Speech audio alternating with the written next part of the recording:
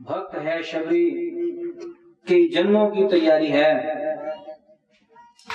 शबरी का प्रसंग क्या था कि पिछले जन्म की एक रानी थी, अति सुंदर रानी।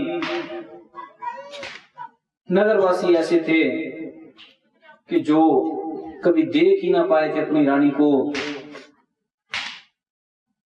कभी कुछ ऐसा कारण बना कि वो रानी किसी यात्रा पर निकली, शुभ तीर्थ यात्रा पर निकली। नगर वालों को पता चला कि रानी यात्रा पर है, तो कोशिश करके वो भी पीछे पीछे कहीं ना कहीं से आ लिए। पहुंचते हैं, देखते हैं वहां भी किसी प्रकार से रानी के दर्शन संभव नहीं। बहुत ललक थी मन में, एक मांग थी, इच्छा थी कि हमें अपनी रानी के दर्शन हो पाए। जब कुछ नहीं बना किसी कारण से, तो आखिरकार जो नजदीकी कर्मचारी थे उनके आगे फरियाद करी। उनके आगे फरियाद करी कि जी हमें अपनी रानी के दर्शन करवाओ। वो भी प्रबंध उन्होंने किया, कुछ ऐसा टेंट सा कह लो, तंबू सा लगा दिया कि जिसके बीच में रानी बैठी है। लोग एक तरफ से आ रहे, दूसरी तरफ को जा रहे,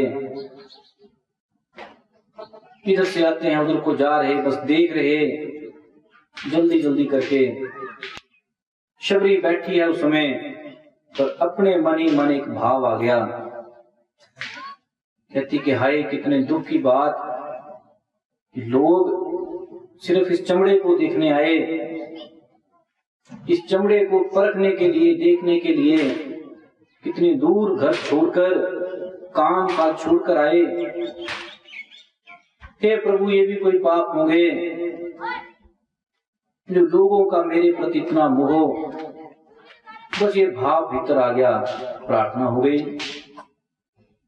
क्योंकि प्रार्थना है क्या? प्रार्थना जो तुम किसी से सीख कर करो वो कभी प्रार्थना नहीं हो सकती, भी नहीं। बच्चों को स्कूलों में प्रार्थना करवाई जाती, वो किस लिए? कि इनके दिन की शुरुआत अच्छी हो, इनमें भाव खड़ा हो सके। पर हे प्रेमी, प्रार्थना से कभी भाव नहीं बनता, भाव से प्रार्थना बनती है।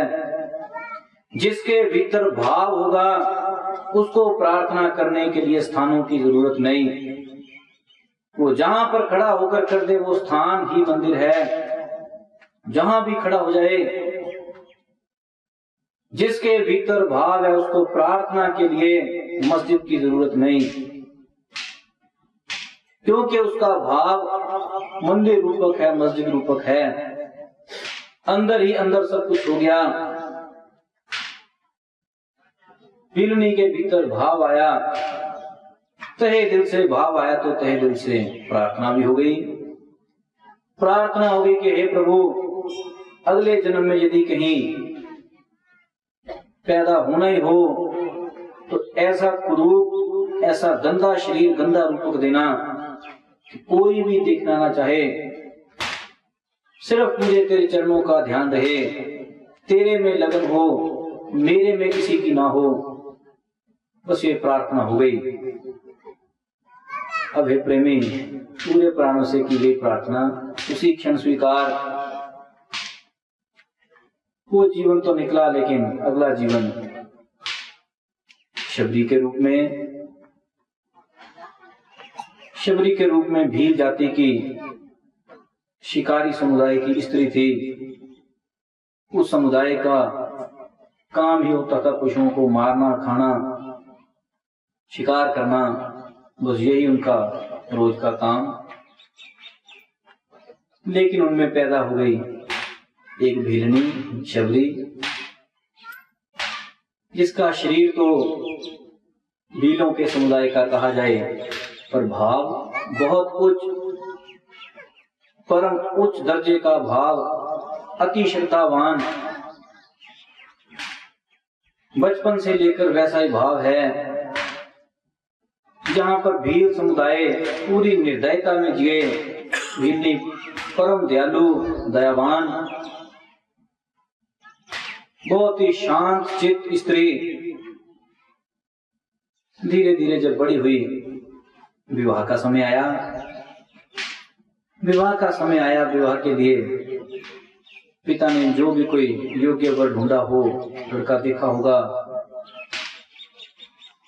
प्रबंध भी सारा कर दिया, लेकिन शादी से एक दिन पहले बिल ने इनकार करती है कि नहीं, मैंने नहीं करना। कहते क्यों? कहते जी शादी तो होगी, इसमें तो आपने बहुत से पशुओं का वध करना। वध किस लिए करना? कि जो बाराती आएंगे उनको स्वादिष्ट भोजन खिलाने, भोजन में परोसना मांस। अब ये सारी हत्याएं आप कर तो मेरे लिए ही रहे, और तो कोई कारण नहीं। इन सारी हत्याओं का, इन सारे पापों का कारण मैं क्यों बनूं? मुझे इस पाप से बचना, शादी नहीं करनी। जब नहीं माने तो रात्रि का समय अपने अपने काम में सारे व्यस्त, बिरनी घर से भाग गई, निकल गई जंगल दिशा में, और गहरे जंगल में निकल गई। आगे देखा महामुनि मतंग का आश्रम, देखा तो वहां बैठी है महर्षि अपने ध्यान में मगन। ये गई जब ब्रह्म मुहूर्त में स्नान के लिए निकले तो ध्यान पड़ा शबरी के ऊपर। पूछा कि कैसे आना हुआ, तो सारी बात बता दी। कहती जी मेरे कारण जो पाप होना था मैं तो उससे छूट कर भागी हूं। नहीं चाहिए कोई ऐसा भविष्य का सुख जिसके लिए मुझे आज पाप करने पड़े। खैर अपना जो पूरा जीवन चरित्र था बताया, अपनी बात बताई। महामुनि पूछते हैं, कहते आगे क्या करना? कहती जी जिसने पैदा किए, जिसने बनाया, उसी के चरणों में ध्यान टिक जाए, ऐसी कृपा कर दो। तो गुरु महाराज ने ज्ञान तो करा दिया।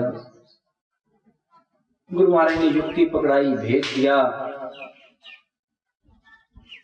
लगा दिया। बस कहते रह जाना इस स्थिति में, समय आने पर स्वयं परमात्मा अवतार तेरे द्वार पर आएंगे। वचन भी हो गए, आज्ञा भी हो गई, रह भी गए। अब गुरु महाराज तो चल बसे, लेकिन भिन्न इंतजार में है। उसी इंतजार में कि स्वयं श्री हरि का अवतार होगा और वो आएंगे। बाकी सारे नियम भूल गए। एक बात याद है कि गुरु महाराज का वचन है प्रभु का आना होगा। उसी धुन में एक ही इंतजार में टिके हैं। टिके टिके टिके बुढ़ापा भी कह लो आ गया, पर इंतजार जारी है, क्योंकि विश्वास है गुरु महाराज का वचन बेकार नहीं जाता। रोज रास्ता भी साफ करना, फूल भी चुनने, फल भी चुनने। जब शाम का समय आ गया तो ऐसे उठाकर बाहर रख देने, अगले दिन और रखने। श्रद्धा में, भाव में कोई कमी नहीं। कितने साल हो गए, आया तो है नहीं, कितने साल बीत गए, अब ना ही करूं। क्योंकि हे प्रेमी, एक श्रद्धा वो है जो तूने किसी से सुनकर, पढ़कर तैयार करी, और एक श्रद्धा वो है जो तेरे हृदय से तैयार हुई, जो तो सहज तैयारी है, जो अपने आप पैदा हुई, वो कभी घटती नहीं। और जो तूने पैदा करी किसी से सुनकर, पढ़कर, देखकर, नकली श्रद्धा कह लो, वो ज्यादा देर चलती भी नहीं।